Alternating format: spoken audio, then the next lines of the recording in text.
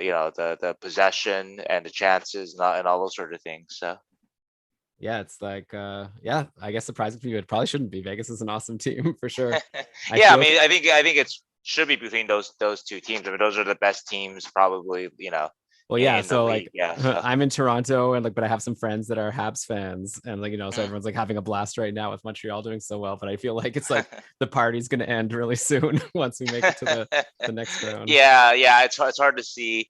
With the receding, right? It would be Montreal versus one of these two teams. It's Yeah, hard to see exactly. Montreal. I mean, as amazing as Price can be, it's hard to see them, a Price, kind of single-handedly, defeating, either of these teams. So, Yeah, I would be over shocked. I seven feel like, games. yeah, Leafs minus Tavares and then Jets minus Scheifele. I don't know if Yeah. they'll get maybe if like McKinnon has an injury or something before that Right, right, right, series will right, happen. right, right, right. Yeah. All right. Anyways, No. so Oh yeah. I guess I That's don't want to waste your time here, or sure, more sure, like I sure. want to squeeze as much as I can. Yeah, yeah, yeah. All right. So I guess, yeah, I'll just get started. I'll record the intro to the show right now. Okay. I mean, like before, so I'll just like get into the interview. Okay. All right, everybody, we've got a really special treat for you today, because joining me for the leadoff episode of this year's 32 Beats series, we've got the best source in the world for all things San Jose Sharks, the MVP of last year's 31 Beats series of interviews with his astute "don't draft Martin Jones" advice. It is the editor-in-chief of the San Jose Hockey Now website, a really great source for all things San Jose Sharks. Welcome back to the show, Sheng Peng. Hey, how's it going, Elon? And I like to say that I guess I was so good last year that you guys added another beat. So that's just because solely because of me, I'm sure. Yeah, well, it's definitely not going to be a second San Jose beat writer, because there's no need for that. And yeah, I guess at some point we'll find someone from Seattle to talk to, obviously after the expansion draft, and maybe we'll spend the whole interview talking about Ryan Donato and what impact he'll make if he comes from San Jose this year. But yeah, I'm really excited to talk Sharks with you.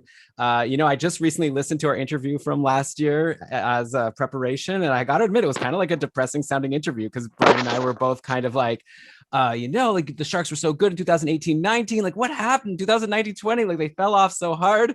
And then now I feel kind of bad, because I feel like this is going to be another similar interview. It was another rough year for the Sharks. They pretty much matched their points percentage from 2019-20. They ended up ranking tied for 6th in the West with LA, 14 points behind St. Louis for that last playoff spot.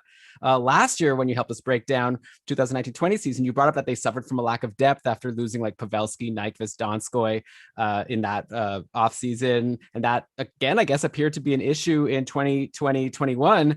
Though I've got to imagine another big issue must have been their goaltending. Like, Martin Jones put up his third straight .896 save percentage season. The Devin Dubnyk gamble clearly did not pay off. And in the end, the Sharks had the second highest goals against, the second lowest save percentage in the league, behind only Philly. So yeah, I apologize for starting on a negative note. I promise there will be some bright spots at some point, but I'd love to start by just getting your take on, like, what would you say is the biggest problem for San Jose this year? Like, I'm just curious, like, let's say, I know they have a lot of issues, but like, let's say they even just got average goaltending. Could this be like a much better team?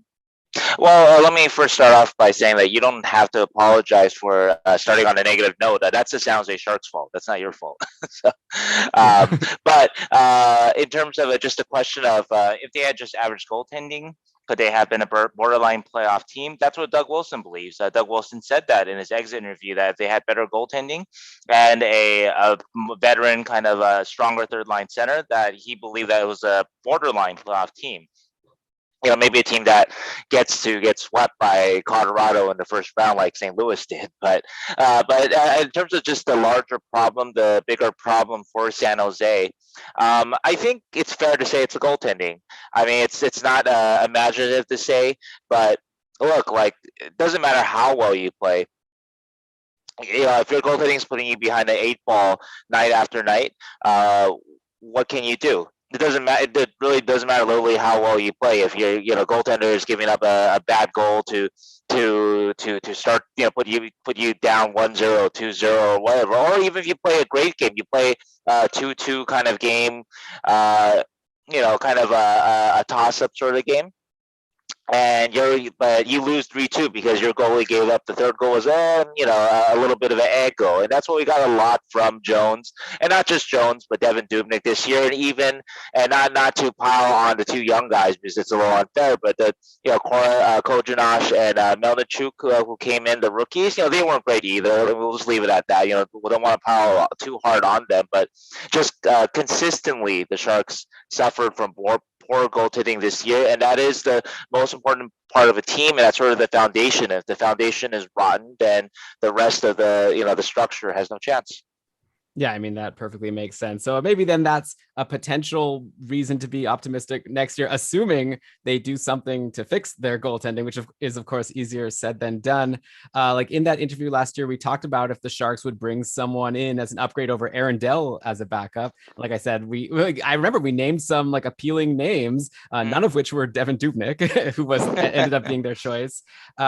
And then, like you said, like we did see Koshinash and Melnichuk come in right at the end of the season. Neither of them did especially well. So now, like going into 21-22, like, are we in the same situation as last year where the Sharks will try to sign a veteran goalie to share the net with Martin Jones? Or do you think maybe finally they're going to try to figure out a way to move on from Martin Jones completely? Or is the plan just to transition to one of Koshinash or Melnichuk? Like, what do you think is the plan next year to try to turn this around? Well, I wrote an article about this a couple weeks ago in terms of buying out Jones, and Doug Wilson did not rule that out. And if you look at the money and that sort of thing, it's hard to see how this team improves and gets a new goalie, which Wilson stated clearly that they need a new starter, basically. They need to improve their goaltending. And it's hard to see how they do that without buying out Jones. Because I guess you can sign, you can keep Jones as your backup at 5.75 and sign like a Drieger type or a James Reimer, and that'll improve your goaltending in that sense.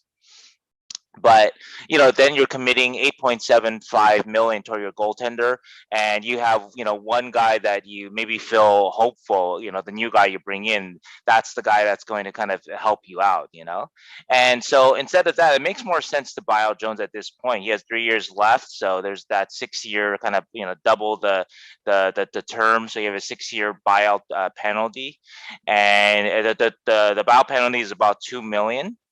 And so what you can do there, now you have a little more creativity there, because let's say you pay a guy like a Drieger, about 3 million. I figure that's what he might make. That was the rate of kind of that caliber goalie, I think, last year.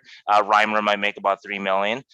Then you have Jones at 2 million, and then you can figure out what you want to do with that remaining money. Be it give the young guy like a Kojanash, give him the backup job, or sign another kind of 1B-ish guy for about the same amount that you're paying a Reimer. So then now you have two better goaltending options in 2 1B guys than just Jones and another guy, or just Jones. By the way, though, however you cut it, it's hard to see them coming back to Jones next year, or definitely can't see him as the starter. I hope not for the sake of unless I like Jones. He's a good guy, and he's shown that in spurts that he can still play really well. Last March, actually, he was the player of the week last weekend, or one of the weeks in March. But in terms of just the team and the foundation of the team, for 3 years it's been a struggle for him. So anyway, and then in terms of the young guys, I doubt that neither are ready to kind of take on a large role. I don't think. I think at best you might see a Kojanash. Kojanash looks a bit ahead of Melnichuk, at least at this point. It could be a big summer for Melnichuk, but at this point, based on this year, and you can see it by the number of games that Kojanash got, that Kojanash is ahead of Melnichuk right now. And so he has kind of an inside track on the backup job, or kind of the third goalie job in the organization, if they get two kind of goalies in. Okay, yeah, it's interesting, right? I guess if they buy out Martin Jones, it'll be really fun to see what they could do in free agency. You brought up like Drieger, maybe a Reimer. Yeah. I know Mrazek is also out there. I guess they could take a swing on a bigger name. Like I know Tuukka Rask, Frederick Anderson, though I don't know if you really want to spend a lot of money on an older goalie. So right. But the money kind of makes sense there now, because if you buy out, so this is why you had to buy out a Jones, because you can't keep Jones. I actually think Jones can still be a decent backup, but at his 5.75 5.75. Let's say you really try to improve your goaltending. You make you spend on Grubauer, for example, who's going to make at least Markstrom money or thereabouts from last year, right? And so that's about 6 million, right? So you combine Grubauer's potential 6 million, 5.5, whatever, right, with Jones's 5.75, and suddenly you're spending money on goaltenders like you're the Vegas Golden Knights. Yeah, And I exactly. guess you can afford to do that if the rest of your team is constructed better in different places, like the Golden Knights are. But San Jose's team is not constructed well in other places, just in terms of money spent on positions. And so so if you want to bring in, let's say, a Grubauer, then you definitely have to buy out of Jones, because then at that point, then you can do Grubauer at 5.5, Jones's cap hit at about 2 mil, and then Kojanosh, so let's say, as your backup, at basically close to the minimum, and then that's about 8.5 million spent overall on your goaltending. So. Yeah, well, all of a sudden, then it would definitely make it more appealing to draft a San Jose goalie in fantasy. I wonder Right. what the market would be for Martin Jones if he got bought out. Like if any team would sign him maybe for $1 million or $2 million. I don't know if I would Yeah, be I don't happy if my know. favorite team signed him. I think that he might be one of those guys. He'll definitely get a tryout, kind of that sort of thing, right? And he might have a nice preseason and win a job that way.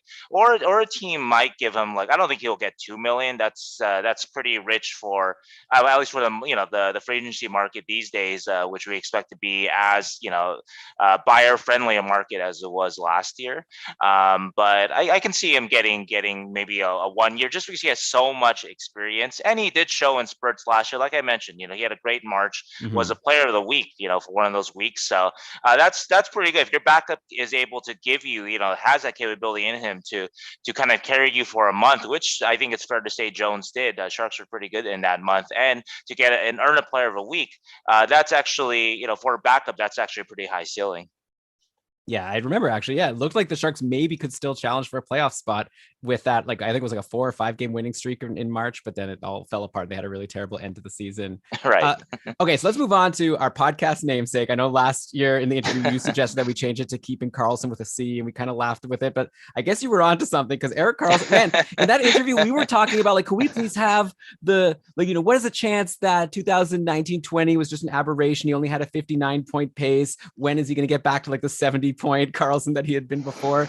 And then at this point, like, I would love if he could go back to just what he did in 2019-20, because this past season was like not anything that any of us predicted. He had the worst offensive season of his career, only 22 points in 52 games for a 35-point pace, not even half point per game. He actually even scored more goals this season than in the previous year, and in fewer games. So it wasn't that he wasn't scoring goals. He was taking like a similar number of shots, which was still a lot fewer shots than he used to, like only 2 a game when he used to be more like closer to 3. But still, like he was scoring goals, but those assists just completely disappeared. Only 14 assists this year compared to 34. So I guess this year I'm going to ask a similar question about Erik Karlsson as I did last year, but just with updated numbers. Is the 60-ish point Erik Karlsson for 2019-20, do you think that's a thing of the past now? Or is there a chance that Karlsson could get back to at least being somewhat relevant as an offensive producer? Well, Wilson seems to think so. Once again, in his exit interview, he still believes, and maybe he has to say it because Erik Karlsson has 6 years left on his contract, but he says that he believes that Karlsson is still one of the great defensemen in the league, acknowledges that Karlsson did not have a good year this year.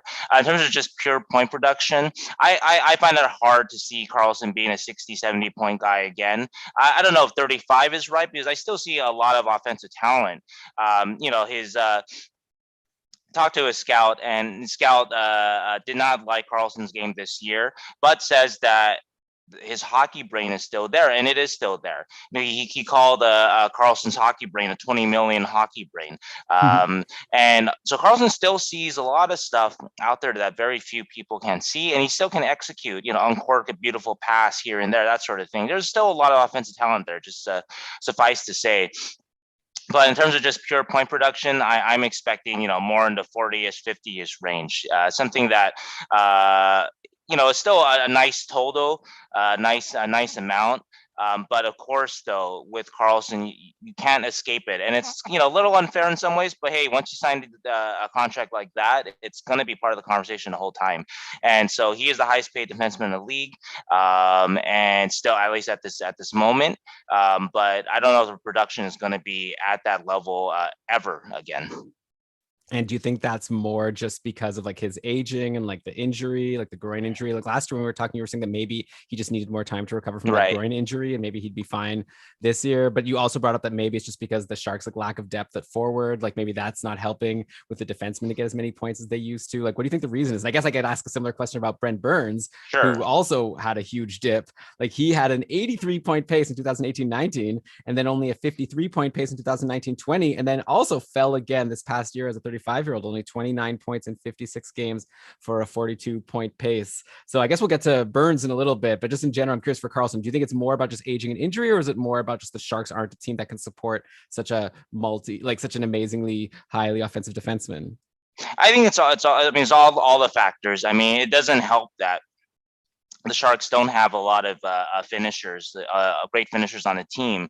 One of the interesting things about the Sharks this year is that they actually did a really good job in terms of creating chances in tight. If you look at their expected goals as a team, that sort of thing, they actually did quite well in that 5-on-5. You'd be surprised to see. I think they were like the fourth best team in the league, 5-on-5 in expected goals, which is not what you would expect. But it's because Bob Boughner installed an offensive system that, and we'll get to this with Brent Burns, but installed an offensive system that really emphasized the shots in closer, shots below the dots in the slot, that sort of thing. Just that kind of high danger area.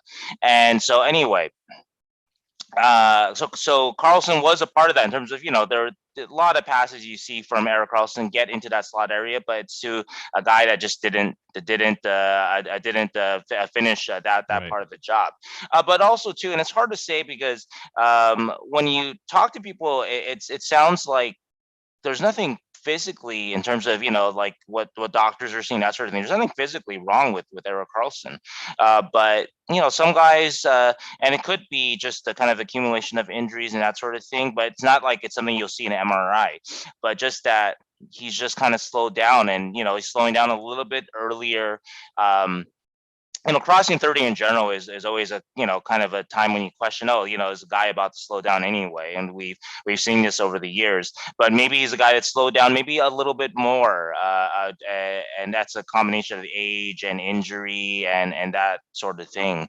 But it is hard to pinpoint. If we could pinpoint it, then maybe you could solve it, but it's hard to pinpoint exactly what's sort of gone wrong with him. But it's also hard, again, because he's crossed 30. It's hard to think that all of a sudden we're going to see 2016 Erik Karlsson, again next year, unfortunately, or even 2018-19 Erik Karlsson, who just as a reminder was still an incredible player and in San Jose.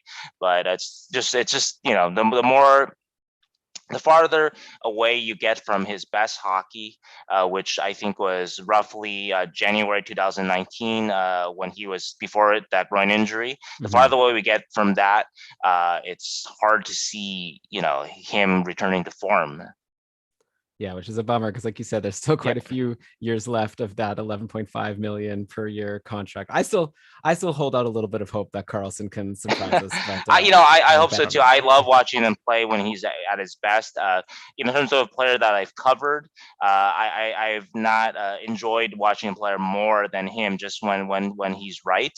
But unfortunately, just to make another jibe at your podcast name, keeping Karlsson won't be the good thing that it's been for the past decade. So it's going to be, if you're a baseball fan, something like a keeping Albert Pujols or something like that. So. Right. Okay. Yeah. Well, at least there's some more Karlssons in the league that we could maybe. Exactly. There's William Karlsson, who is, good for a good 20 goals a year at least. So. Yeah. And going on a playoff run right now. Exactly. This is crushing Colorado today on Sunday night.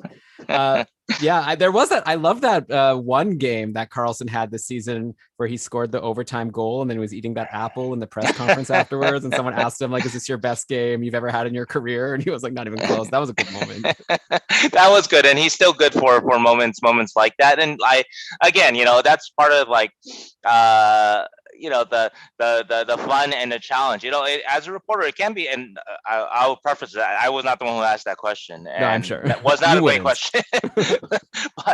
but though, yeah, like so as a reporter, sometimes you got to be careful with the person with that kind of, how do you say it, that kind of confidence, and when he's right and his game is right, and he's riding high, but then it also makes for great moments too, just because you see, I guess the way to put it is you get to see a player's real personality in moments like that.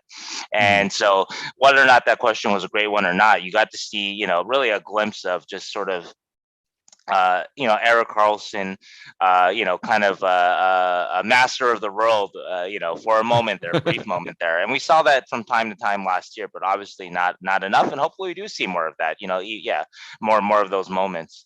Yeah, we'll talk more about the rest of this team that can maybe help him get there. But yeah, speaking of Burns, I just want to mention that beyond just the point decrease, which was Mm-hmm. obviously disappointing, like his shot rates really plummeted. Like he Right. only had 2.5 shots per game when he had been well over 3 shots per game and even approaching 4 in some seasons. Like the past 5 years, he's been well over 3. Also, Burns only managed 6 power play points, which I guess Mm-hmm. isn't surprising. I checked, the Sharks were the third worst team at the man advantage. They only converted at 14.1% of their opportunities. So I'm curious if you had to pick one guy between Burns and Karlsson to show a bit of a bounce back, at least offensively, in 2021-22, like who would your pick be?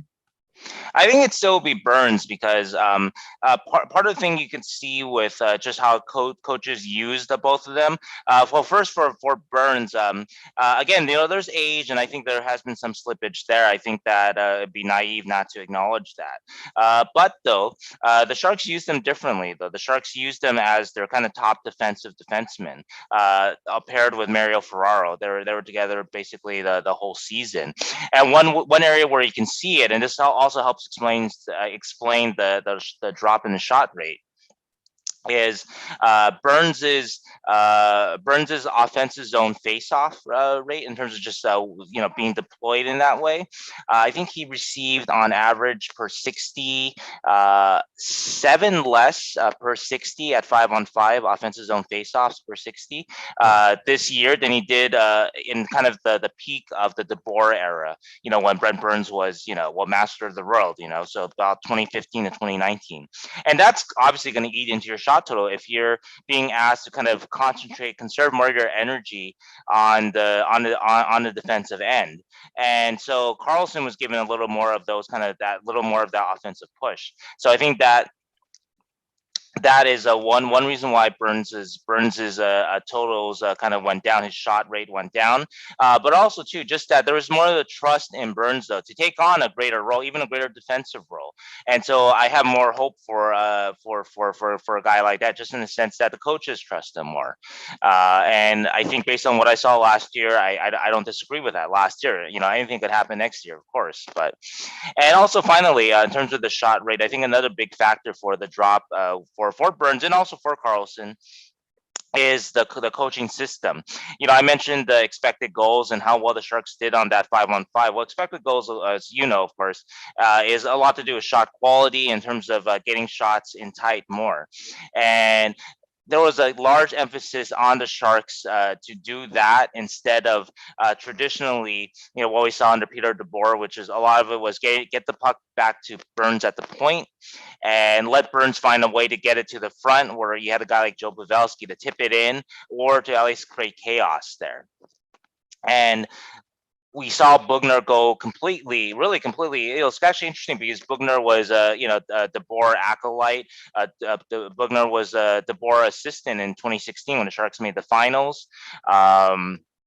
So it's interesting to see Bugner go completely away from what his sort of his predecessor, the guy he worked for in San Jose in 2016 and in 2019-20 before DeBoer got fired, go completely away from what DeBoer was doing.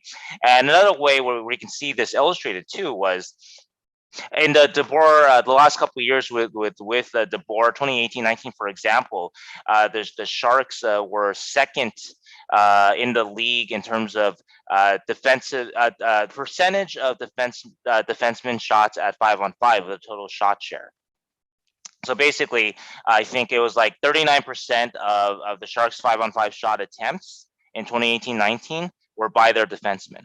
That was Right. a very high number. That, like I said, I was second in the league, right? But yeah, I feel like But Burns was like leading the league in shots, right? It right, was right, close at right. the Oh end. yeah. No, he was leading the league by a huge number. Back then, and that was basically sort of the nexus of the offense.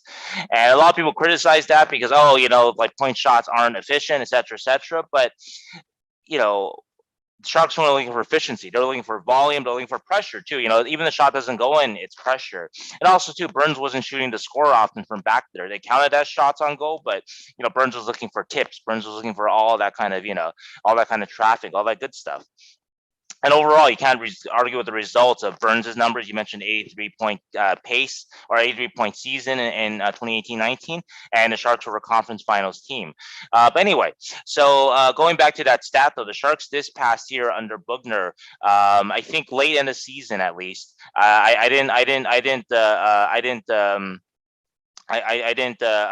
track it till the very end of the season. Basically, late into April, the Sharks were last or 30th in the league in terms of the shot share by defensemen at five, shot attempt share by defensemen at 5-on-5 at like something like 26%.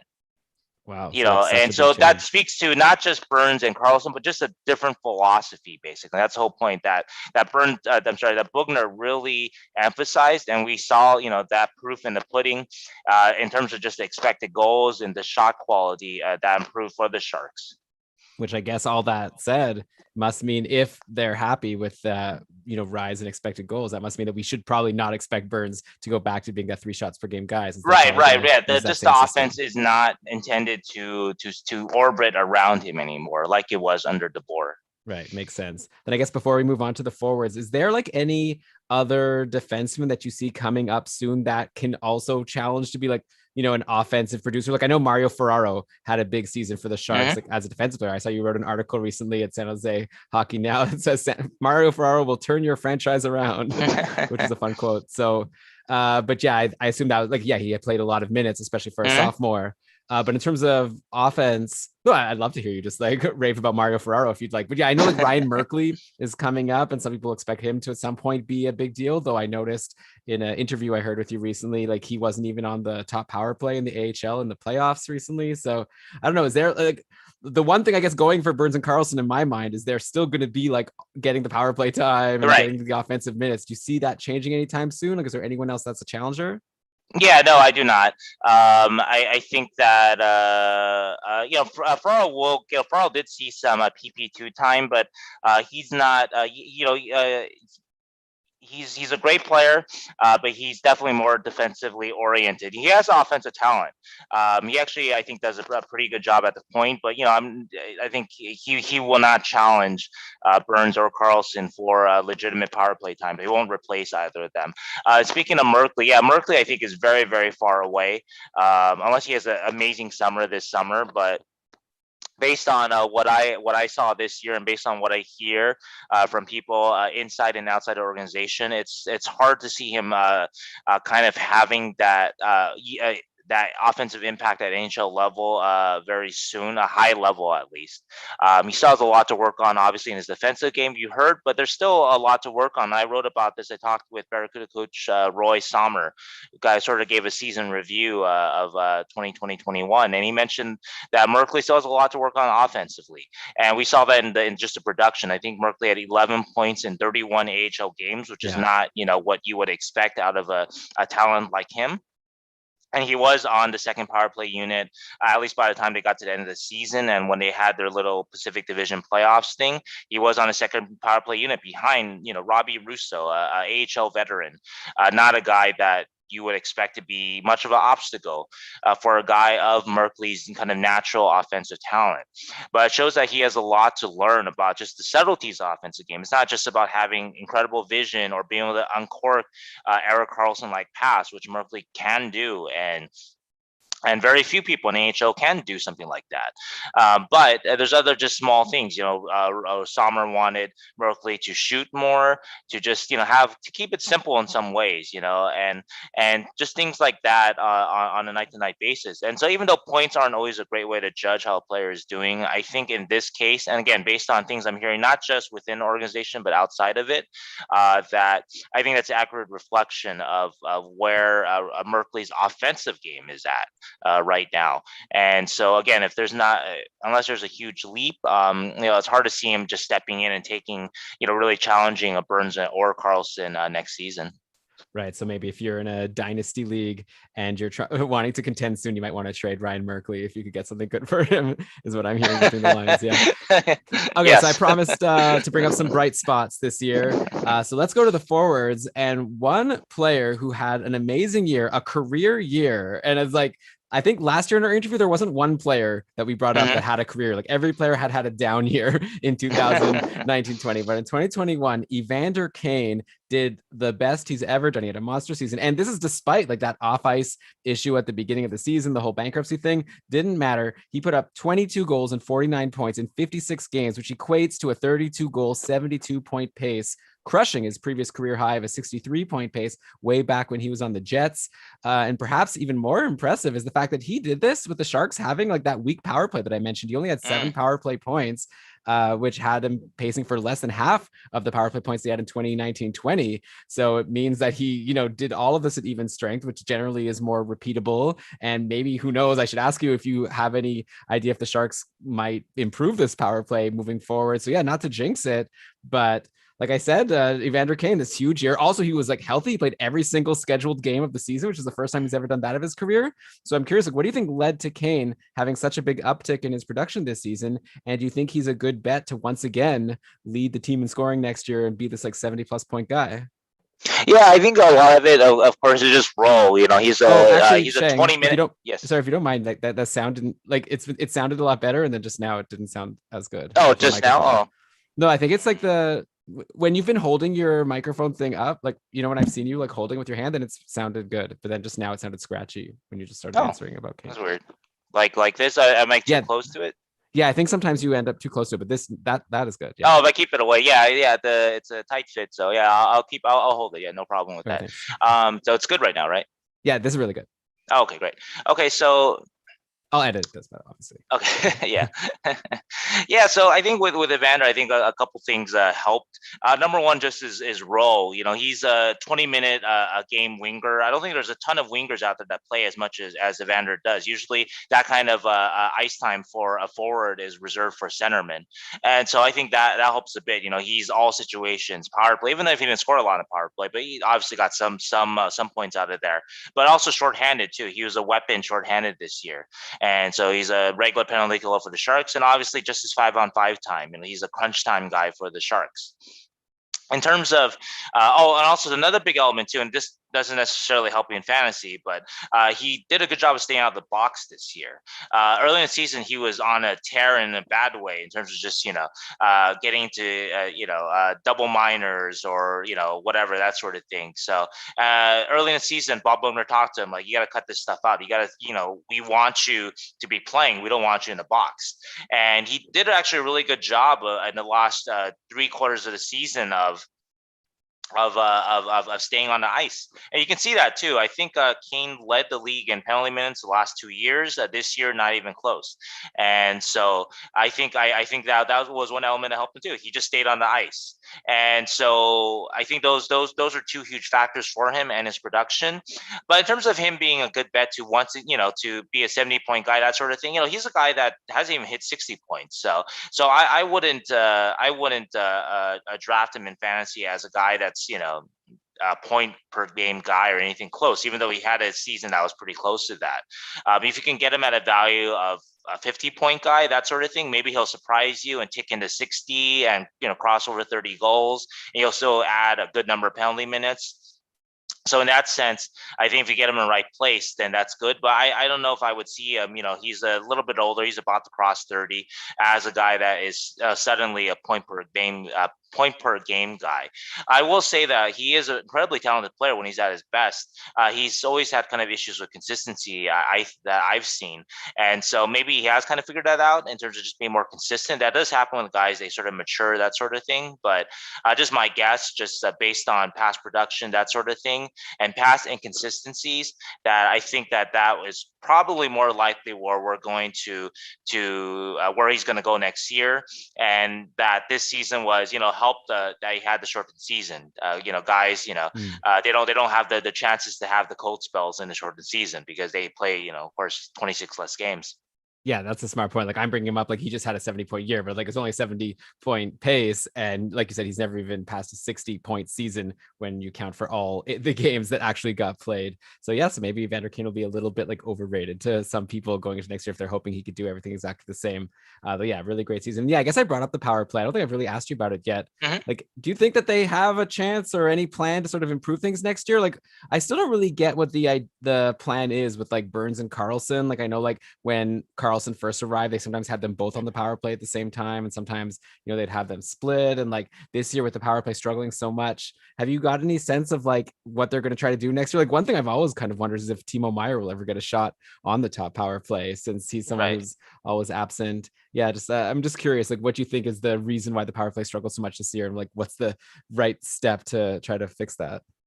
Well, I would just guess a lot of it is just the players just aren't as good as you expect them to be, and specifically Karlsson and Burns. Yeah. But I think it's a little confounding though. I think they're confounded with what to do too because they started the season as they've done the last three seasons, put Burns at the OV spot, put Karlsson up top. That doesn't work. Okay, split them. And actually, I was an advocate for splitting them on the power play because I think that worked better in 2018-19 when they had a top 10 power play. But the problem with that is that again, I don't. Karlsson was not as good this year. He was the PP1 guy when they were split, and Burns also not as good. But also too, Burns didn't have as much to work with. 3 year, 2018-19 when you did split a Karlsson and Burns, whoever got the second unit still had Evander Kane was a second unit guy in 2018-19. Joe Thornton, who was still a 50-point guy back then, was also on your second unit. Timo Meyer was on your second unit, and so that's a pretty good second unit, right? Whereas this year, if you were the defenseman that got the second unit, you were still playing. Yeah, I think Timo was still on the second unit. Hurdle was on it at times, so that's a good start. But then you have guys, a revolving door of John Leonard, Patrick Marleau, that sort of thing. Ryan Donato on there. So guys who weren't quite as successful on a, just didn't have the resumes in terms of, or recent resumes. I'm sorry, because obviously Patrick Marleau's finals Well, yeah. guy, but recent resumes like 2018-19 one. Again, you had Kane, you had still very good Joe Thornton, Gustav Nyquist, Timo Meyer on your second unit. So yeah, I guess you're not seeing lots of reasons to expect the power play to improve too much next year Right. Well, and until they actually, let me do. mention the other part. Actually, so they split them apart. That didn't work out, and eventually by the end of the season, they put Karlsson and Burns back together. But then they flip flopped them. Whereas Burns was up top, which I think I always thought Burns was more comfortable up there, which is why Burns at the OV spot didn't really work out, and Karlsson was more on the other side, kind of the half wall, not the one timer spot, a playmaker spot. Right-handed shot on the right wall. Mhm. More of a playmaking spot. And so so you have three different kind of kind of schematics with your Burns Karlsson, and nothing really worked. And so we'll see if in terms of something working. I think it just depends on Karlsson and Burns really like coming back to form. But again, as we talked about, I don't know if that's going to happen. Yeah, probably not something you want to bank on. Yeah. So we mentioned Timo Meyer. An interesting part of our interview last year is you were saying that Timo Meyer sort of like had that great year in 2018-19, like most of the Sharks, 30 goals, 69 points. Then he fell to a 57-point pace in 2019-20. And then we were asking you like, which is the real version of Timo Meyer? And you said that you felt like he was playing his like B game in 2019-20. And if he could like reach his A game, like maybe he could still be that 30+ point guy. Unfortunately, he, I guess, stuck with his B game or maybe even fell to his C game in 2020-21. Yeah, a little more C. Yeah, like only 18 goals, 47-point pace. It was an 18 goal pace. Yeah. So I'm curious to get your updated sense of Timo Meier. Like, do you still think this A game is in him to be this 30 plus goal guy? Or after what we saw this past season, is there some reason to be concerned? Like, I see, like, I don't know, in his defense, like he only had a 7.7 shooting percentage, which was well below his number in the previous 3 seasons. But also, like, Bugner doesn't seem to like him that much. Like, he had a dip in his time on ice and his power play time compared to previous seasons. So I'm just curious to know, like, how much of this down year should we attribute to like a fall off in his play versus maybe Bugner not giving him enough opportunity? Well, I don't know. I don't think it's a coach is a like kind of like the coach not liking him. I think it's the guy's play. Like his game was probably closer to 2C, B or a C this year, and so the time on ice kind of showed that. In terms of the shooting percentage, I do get that things kind of happen. But I think Timo scores. He's a volume shooter kind of guy. And so I don't know if he's a great finisher also anyway. So if they're not going in for him, then how else, he's not going to all of a sudden, when it's not going in for him, find, he doesn't have a go-to move kind of to score, be it like a OV1 timer or that sort of thing to kind of, get him out of his schneid, like a sweet spot or something like that, where you can expect him to score. So anyway, in terms of just his usage and his production versus usage, once again, I think you earn your ice time. And so in his limited kind of more limited 5-on-5 time, I think his points per game this year at 5-on-5 was something like 1.6, 1.7, not really that high. And so you want to earn the coach's time and get into the Vander Kane 20-minute, a night winger time. You got to produce, and he did not. And so, sure, the shooting percentage I can see bounce back, and I do think he has the talent for it. I do think that there is an A game in him, and I think that he is a guy who should be a 30 goal a year guy, easy every year. So I do think that of Timo, but in terms of just what happened this year, the game just wasn't there. You saw bits and flashes of it. I don't know if it maybe just got into his head a bit. When guys don't score, they're snake bit. There's sort of a mental thing. There wasn't. He did deal with a couple of nagging injuries, but for the most part, I don't think it was a physical thing with him. I think one thing that can help him too is that I'm not sure. One of the things that Bugner critiqued about him, and you can kind of see in the stats, was that his high danger chances at 5-on-5, individual high danger chances, his rate wasn't as high as it has been in the past season. Usually he has 5 high danger chances per 60, which is a kind of a league leading or up there amount. This year it was closer to 4, and so there was kind of a drop in that. And Bugner talked a lot about Timo's game being too perimeter, and so if he can kind of shake himself out of that and maybe play that style that I think the coaching staff wants out of him, then as he kind of just piles up chances, and the more high danger they are, then they'll start to kind of go in. And then we'll start to see maybe that kind of 30 goal guy. But that's a lot of that's on Timo though. He's got to attack the net. He's got to pass a little bit less kind of into the slot and just take the take the puck to the net like he can. Yeah, I guess so. Right now I'm just bringing it up now. Yeah, like Meier's still only 24 years old, so I guess there still is time for him to figure things out. But yeah, hopefully next year he'll be able to start bouncing back a little bit. I guess we'll see what kind of resilience he has. And then, okay, another guy I'm really curious to get your take on is Logan Couture, because if we were doing this interview around mid-March, I'd be asking you about like, wow, Logan Couture is having this amazing season. Like he's found a whole new gear. Like at that point, at one point in the season, he had 22 points through 24 games, which is a 75-point pace, which would have been the highest of his career. But then like out of nowhere, Couture, it's like he hit some sort of invisible wall and he just completely stopped. Like he went cold and only had 9 points in his final 29 games. His shot rates like completely disappeared. Any idea what happened there in the middle of March? Did he like eat something bad, or how did he all of a sudden go from having a career year to completely disappearing so quickly? Yeah. I actually at mid-season, I was looking at some numbers. He actually was second in the league in even strength goals. He was tied with Austin Matthews, Connor McDavid. The only guy he was behind for even strength goals at the midpoint of the season was Mikko Rantanen. So that's a good, great, company to be in. Of course, he just totally dropped off. I'll admit to you, like I had Logan Couture in my main fantasy league, the Mhm. couple, and like Brian was actually telling me that I should probably try to trade him because he's probably overperforming. And I was like, come That was a on, good no, call. he's doing so well, and I held on, and then I ended up actually dropping him before the end of the year because he was just doing nothing for me. Yeah. So anyway, though, I think a lot of it though is probably injury. Though we know he had a foot Hmm. injury, lower body injury, and I think he played through it. But I would guess that there's nothing else. Guys do drop off from year to year. Of course, you see that all the time, and Logan is in his 30s, but we don't see too often that in season though, right? A guy just totally drops off quite like that, right? Like guys fade throughout a season, but they don't drop off a cliff in season. So I would guess that is going to be the main thing with him, and that is always going to be a risk with him because Couture, captain of the team, and he plays like most captains of the team do, all out with his body, blocking shots. He was used this year as sort of the Sharks' top defensive center, which maybe he's a little miscast as, just in terms of not that he's not good enough for it, but you want to kind of keep him for a little more offense and save him, save his face-off, save his face-offs, his zone starts, that sort of thing. And the Sharks, with their lack of depth, were forced to kind of use him as they're kind of everywhere. We got to win a face-off defensive zone. We got to hold this 3-2 lead. That sort of guy, that guy at all times.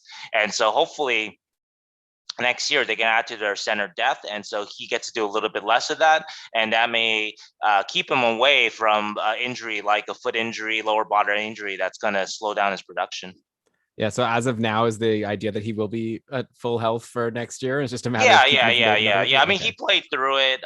He did sit out the last few games when the Sharks were mathematically eliminated.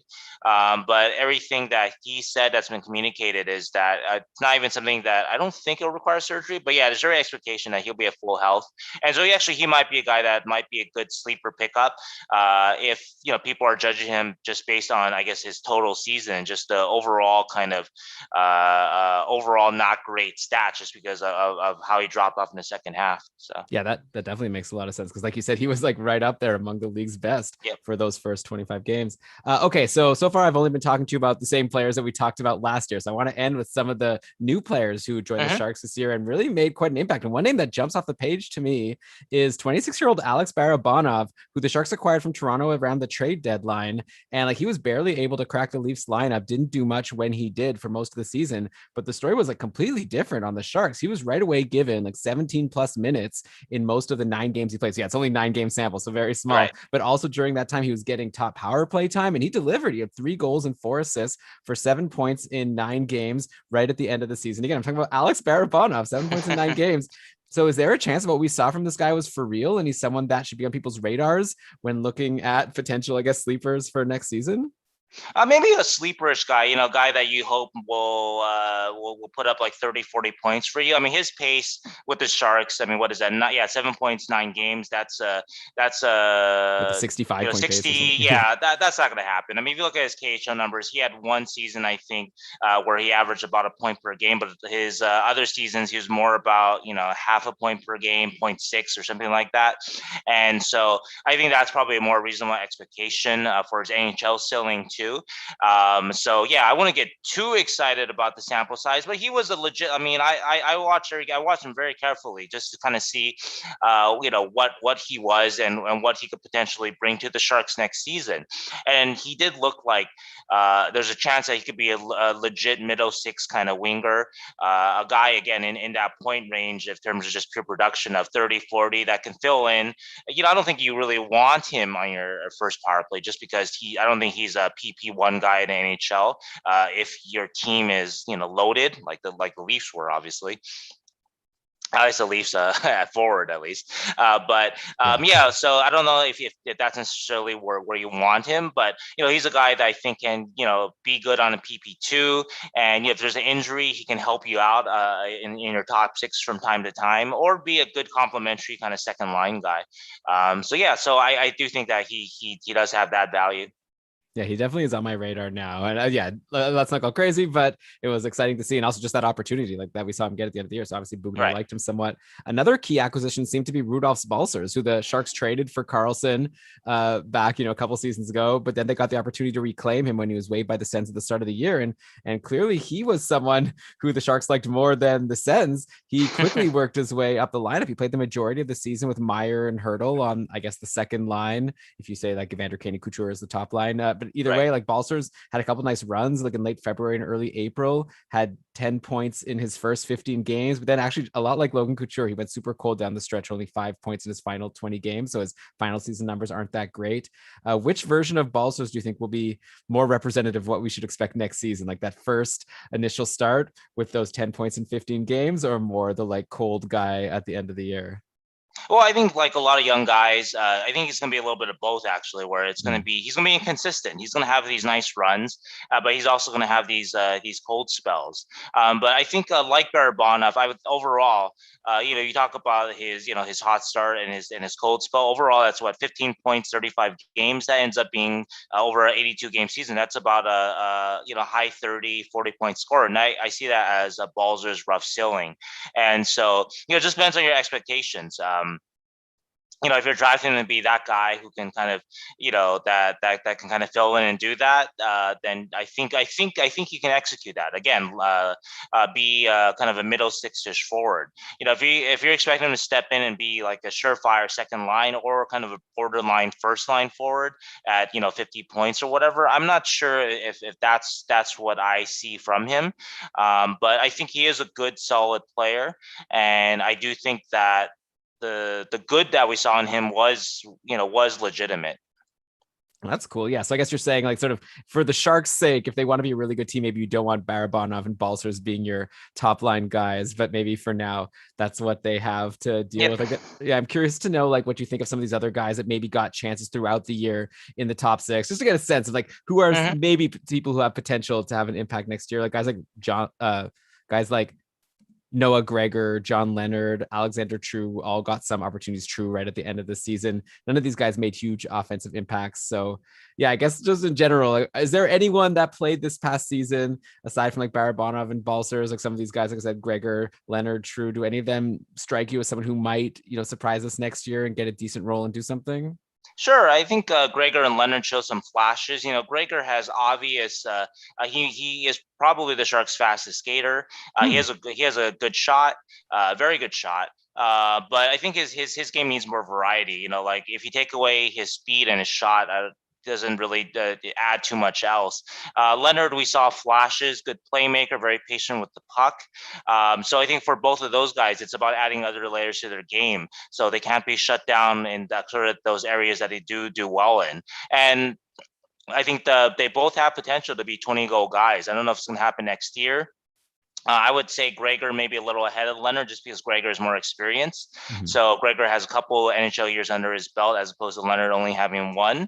So Gregor might be a good kind of sleeper guy that might surprise you and pop in. Again, not going to be a second line, first line guy, but a good middle six guy, legit, top nine forward in NHL. True though, I think he profiles more as a 4C in the future. I think at least at NHL level, he had an excellent AHL season. He was actually the Barracuda MVP, voted on by the Barracuda coaching staff and management. So that's a legitimate honor. Wasn't voted on by the fans. No offense to the fans or by the media. Yeah. So yeah, so it was by the coaching staff, which I think is a big deal. It shows what they thought of Alex's game this year. But at NHL level, though, again, I see him more as a 4C. So he may be a good fourth line center, but it's not going to provide you a lot of kind of offensive impact, though. Okay, that's interesting and fair. Yeah, Noah Gregor, by the way, I should mention he had the second highest 5-on-5 shot attempts per 60 apparently Yeah. last year on the team. So yeah, pretty good season for Noah Gregor. Maybe some of that most people aren't aware of if they're not very close Sharks followers. And I guess, yeah, let's end by talking about some prospects who haven't yet played on the team yet. I assumed, like, going into last year, I think Ryan Merkley was the player who people assumed was like the top prospect for the Mm-hmm. Sharks. Maybe that's not the case anymore. Who would you say is like the one player you're most excited about? Like, I guess a contender would be Ozzy Weisblatt, who was the 31st overall pick in 2020. He had a strong showing in the WHL and even even had a cup of coffee with the Barracuda, where he had 3 points in 6 games as a 19-year-old this past season. I guess you've got Joachim Blichfeld, who led the Barracuda in scoring and even scored his first NHL goal in one of his 5 games he played with the Sharks this year. And also, for selfish reasons, I'd kind of love to get your take on a deep cut, a 2020 76th overall pick, Daniil Gushin, who had a good year last year, scored 64 points in 46 games in the USHL. I'm curious about him because I drafted him in my dynasty league. So yeah, any chance? I'd be curious to know if I have a gem there. But yeah, who do you think are like the big future potential like impact guys for the Sharks? Well, in terms of top prospect number one, I think undoubtedly Thomas Bordeleau, second round pick 2020, has shot past Ryan Merkley as Sharks' top prospect. In terms of organizational consideration, I mentioned that Alex True was voted on by Barracuda management and coaching staff as Barracuda MVP. Bordeleau was voted on by Sharks management for Prospect of the Year. That's a new thing for the Sharks organization, but that's the management doing it. Again, way more value than media or fan voting. And so Bordeleau was a Rookie of the Year in the Big Ten, part of the loaded Michigan team. Who are going to see 3 top 10 picks in the draft this year: Owen Power, Matty Beniers, and Kent Johnson. And Bordeleau was the Rookie of the Year on that team.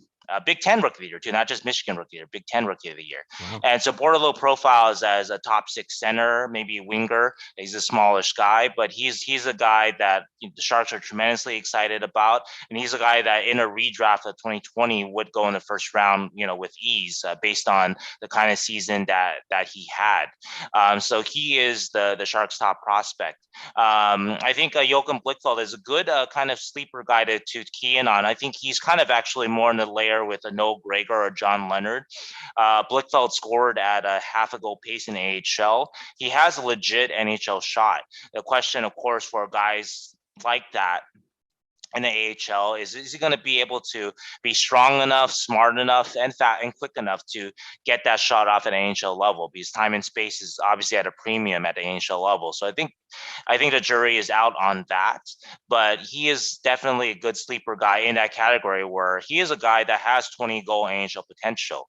Whether or not he'll realize it is a big question mark, but he's a guy to keep an eye on. In terms of Gushin is a good sleeper, but I think that it's going to be a little while though before you see him here. So in terms of he's on your team, just have patience with him. Right. He did have a very good year in the USHL. He was, I think, a top 5 scorer in that league, and that was a league where the Chicago Steel dominated. Gushin was not on the Steel. So I think the stat is, and this was given by Doug Wilson Jr., the director of scouting by the Sharks, but he mentioned that Gushin was basically the only non-Chicago Steel player to be in the top 5 in the USHL of scoring, whether that's total points or average points per game. So that's pretty impressive. And so I think he definitely had a leap of a year as opposed to his first season in the USHL, or I'm not sure if it was first season, but a year before. But he's a guy that got to have patience with him, though. He's not going to step in next year. He's going to go to the OHL, to Niagara, which he was supposed to do this past season, except that there was no OHL season.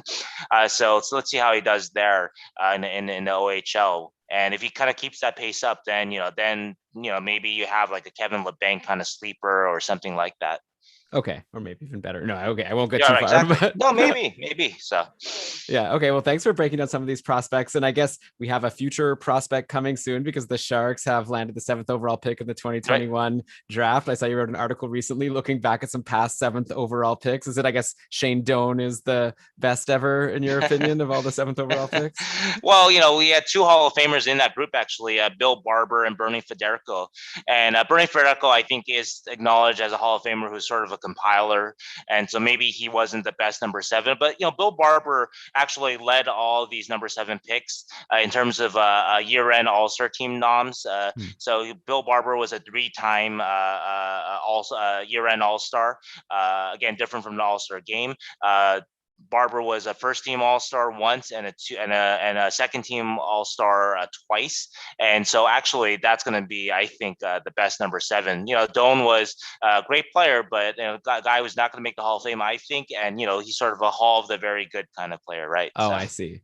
yeah. Oh yeah. Speaking of that, by the way, before getting back to the draft, really quickly, Yeah. we've been having this discussion on our patron Discord about Patrick Marleau. Do you think he's Mhm. like a sure? I guess now that he's like got the record for most games played ever, like he's Right. probably a sure shot for the Hall of Fame. But in general, like, what do you think of him? Because some people were like, he's like Hall of very good. I think that exact quote is what I've heard. Where like Marlowe's had a very good career, but not like this outstanding career. What do you think about Marlowe's career? That, I like think, looking back over it. yeah. I think even if you take out the record, let's take out the record, because I think with the record, he now becomes a shoo-in. Without the record, though, I think he still makes it, but maybe, it takes a little longer. Maybe he's a guy, 30 years, Veterans Committee guy or something like that. Obviously, the obvious comps to Marleau, because Marleau was a bit of a compiler too, like a Mark Recchi, that sort of thing. But, there's a point where you compile so much that, hey, you're over 500 goals, Yeah. and so that's sort of, it's not automatic, but that's sort of like, okay, he's compiled enough. We talk about Shane Doan. Shane Doan had compiled for a few more years. Then he suddenly Shane Doan's over 1,700 games and 500 goals. Okay, then compiling in it itself is a real skill. Not very many players obviously can keep up a high standard, 20, 30 goal pace for about almost 20 years, like Marleau did. So yeah. So I think overall, I think the record cinches it. But I think even before he was in, he wasn't necessarily the top 50 NHL player. The very best player. Like when you think of a Team Canada, that's a guy that's on top 10 pick for Team Canada, but he's a guy that would have made Team Canada, Yeah, for exactly. any of those years that he was at his best. And that unto itself is, he was a great player. He wasn't elite, but great. So Yeah, and plus, like just the fact that he was able to be a great player and like right. never get injured is like a very interesting skill on itself. But okay, but back to the draft. I just want to ask, like, what are you hoping the Sharks do with the 7th overall pick? Are you hoping that they take one of these? One sec. What did I have there? One of these Thomas Bordelot teammates from the University of Michigan. Yeah.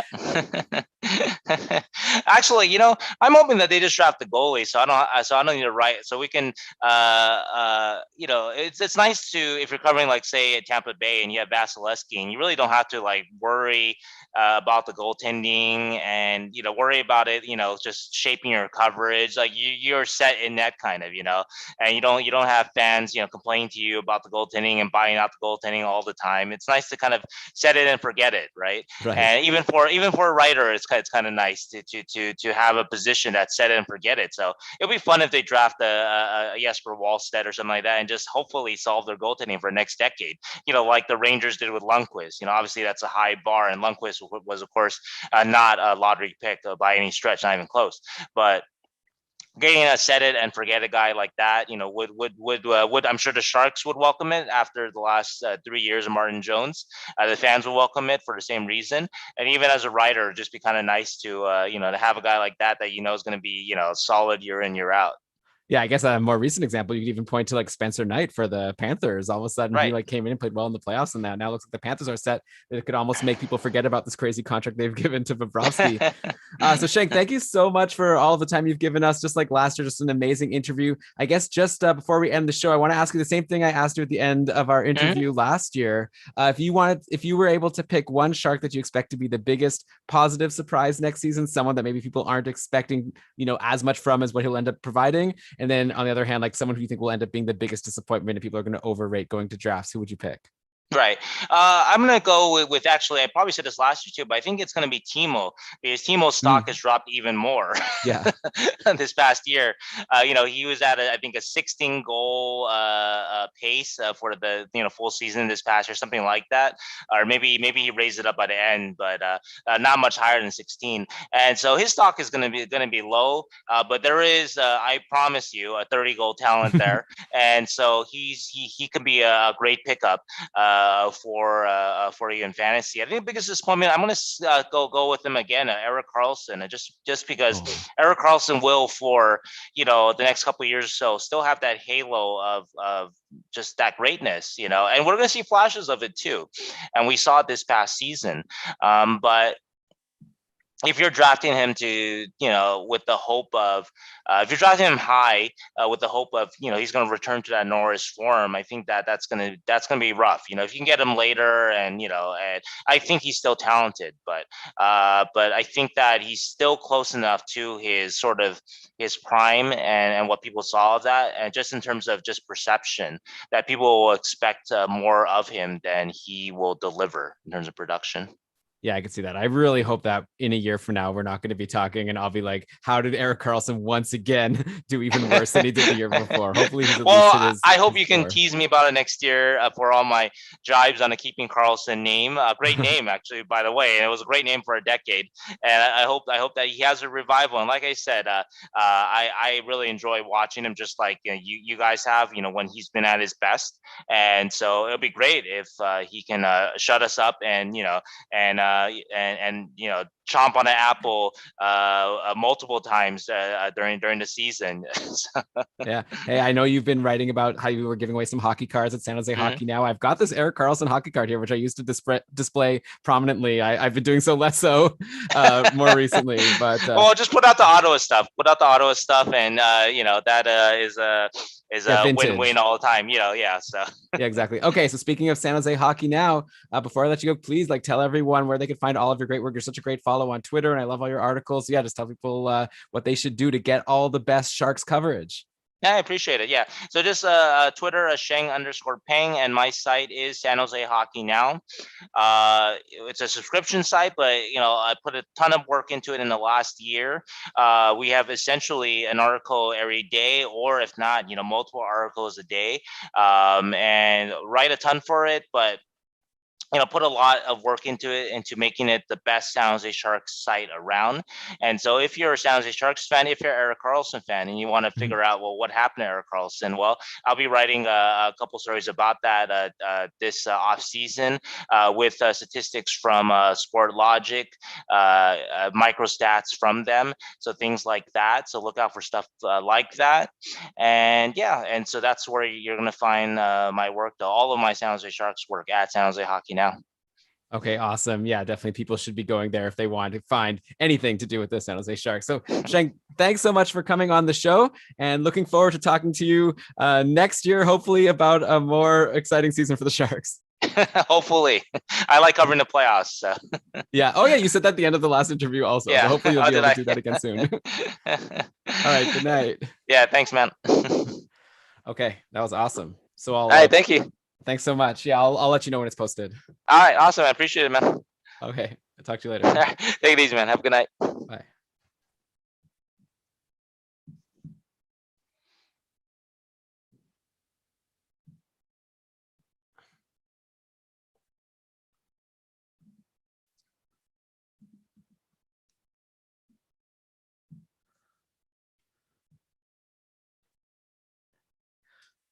Yeah.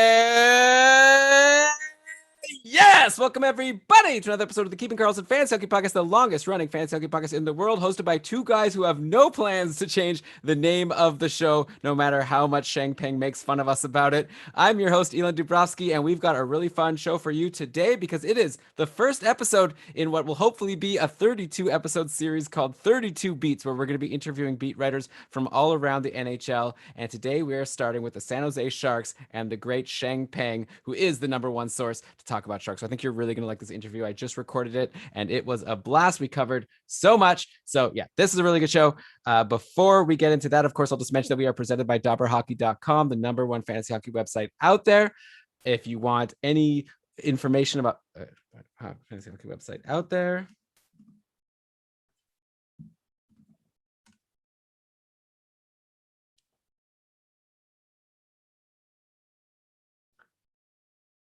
the fantasy season may be over, but they are still producing your articles every day, including your 21 fantasy hockey rambles that just came out yesterday. So the fantasy season might be over, but the Dobber Hockey is still producing articles every day about the playoffs and just general fantasy rambling. So if you want to do well in fantasy, you should definitely be following everything going on at Dobber Hockey. and of course the great tools over at Frozen Tools. It's dobberhockey.com. But okay, with that, I think let's just get right into my interview with Sheng Peng. Really hope you like it. Enjoy.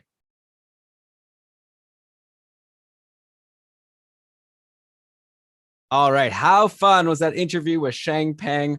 What a fun time. Love talking to this guy. All right, what a fun interview with Sheng Peng.